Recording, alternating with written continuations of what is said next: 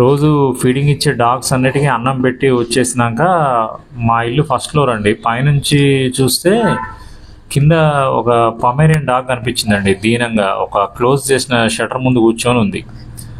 తనతో పాటు ఇంకొక డాగ్ కూడా ఉంది. అది యానిమల్ బర్త్ కంట్రోల్ ఆపరేషన్ చేసింది, ఇయర్ నాక్ అయ్యి ఉంది. రెండు ఆడ కూర్చొని ఉన్నాయి. చూడగానే పాపం బాధేసి అన్నం తీసుకొని వచ్చానండి. అన్నం పెట్టగానే తినేసాయి. వాటర్ కూడా తీసుకొచ్చి పెట్టాను. క్లోజ్ చేసిన షటర్ దగ్గర కూర్చొని ఉన్నాయండి.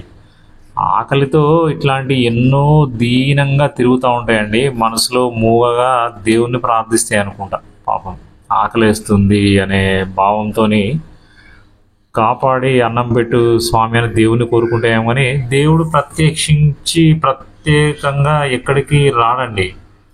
అంటే ప్రత్యక్షంగా తను రాడు, కానీ మనం చేసే సాయంలోనే దేవుడు కనిపిస్తాడండి. వాటికి ఆకలి వేసినప్పుడు, దాహం వేసినప్పుడు, ఇంకేదైనా ఆపదలో ఉన్నప్పుడు మనం చేసే సాయం అది పొందిన వాళ్ళకు దేవుడు రూపం మనలో కనిపిస్తుందండి.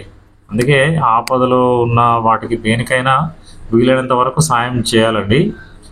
ఇక్కడ నుంచి మనం ఒక గెస్ట్ పాత్ర పోషించడానికి ఈ భూమి మీద పుట్టినామండి. మనలాగానే అవి కూడా పుట్టినాయి.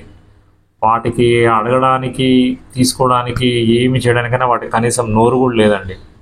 మనం అర్థం చేసుకొని వీలైతే ఫీడింగ్ ఇవ్వాలండి. పాపం ఏవి చెప్పలేవు కదా.